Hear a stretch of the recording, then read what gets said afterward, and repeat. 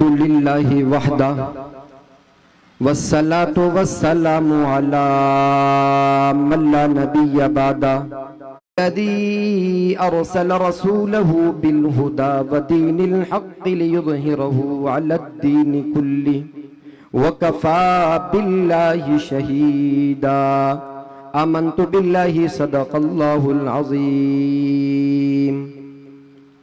محمد سے عشق ہے یہ تیرا احسان ہے مولا، محمد سے عشق ہے یہ تیرا احسان ہے مولا، میری بخشش کا بس ایک یہی سامان ہے مولا۔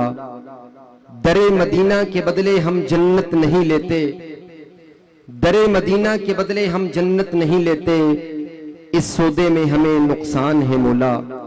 انتہائی واجب الاحترام قابل تحریم دور دراز سے تشریف لائے ہوئے صحابہ اکرام کے دیوانوں اور پروانوں، اسٹیج پر جلوہ افروز علماء اکرام، آج کی اس نشست کا، اس پروگرام کا، اس عظیم الشان فقید المثال گلستان نبوت و استحکام پاکستان کے عنوان سے معنون میں آپ کے سامنے دو چار باتیں کر کے آپ سے اجازت چاہوں گا۔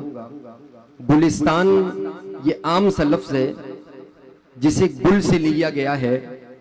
گل کا معنی ہوتا ہے پھول، اور گلستان کا مطلب اس باغیچے کو کہا جاتا ہے جس میں مختلف پھول ہوں، اور ان پھولوں کی خوشبو یقیناً مختلف ہوتی ہے۔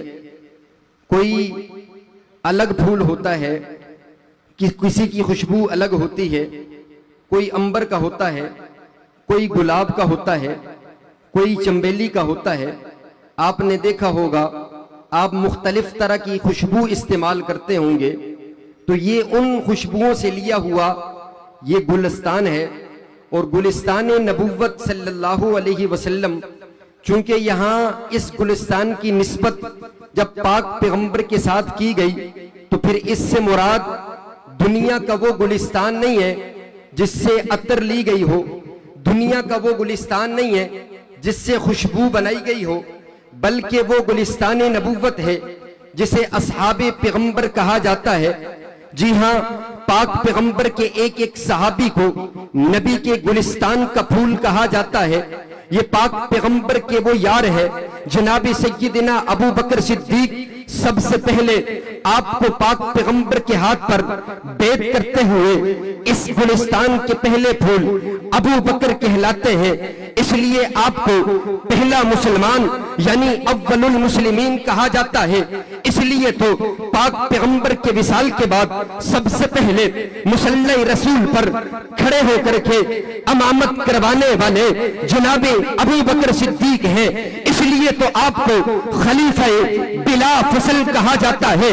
جی ہاں، پاک پیغمبر کے ختم نبوت کا ایک ایک پھول بڑا نرالا ہے، سب کا تذکرہ کرنا یقیناً ممکن نہیں ہو سکتا۔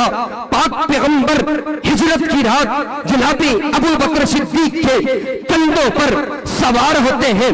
پاک پیغمبر نے جناب ابو بکر صدیق کے کندھوں پر سوار ہو کر کے دنیا کو بتا دیا ہے، دنیا والوں میرے گلستان کا سب سے پہلا پھول ابو بکر ہے۔ تبھی تو اللہ کے رسول نے فرمایا ارحم امتی بی امتی ابی بکر، سب سے اللہ نے پاک پیغمبر کے اس یار کو ارحم امتی بی امتی ابی بکر کہہ کر کے اللہ کے رسول نے بتا دیا ہے۔ ابو بکر بڑے نرم دل ہیں، پاک پیغمبر نے غلاف کعبہ پکڑ کر کے اللہ نے اسلام کی سربلندی کے لیے، اسلام کی عزت کے لیے عمر کو مان کر کے دنیا کو بتا دیا ہے اللہم اعز الاسلام باحد عمرین۔ دنیا والوں یہ عمر ویسے نہیں آیا، میں نے اس عمر کو رب سے مانگا ہے۔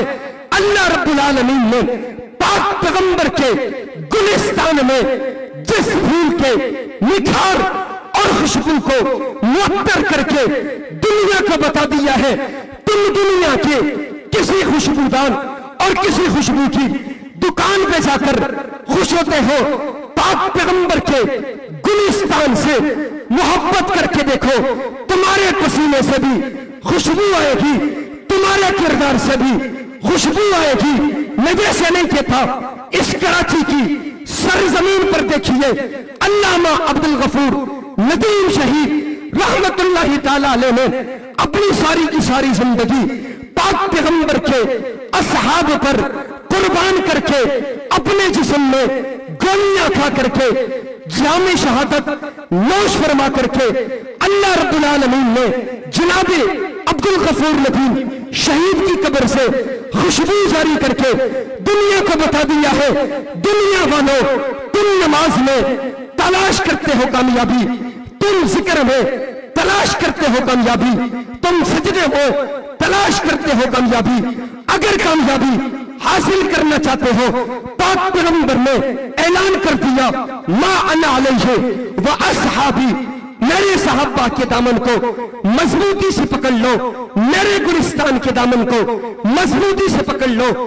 جس نے میرے گلستان کے دامن کو مضبوطی سے پکڑ لیا ہے وہ دنیا میں بھی کامیاب ہے، آخرت میں بھی کامیاب ہے۔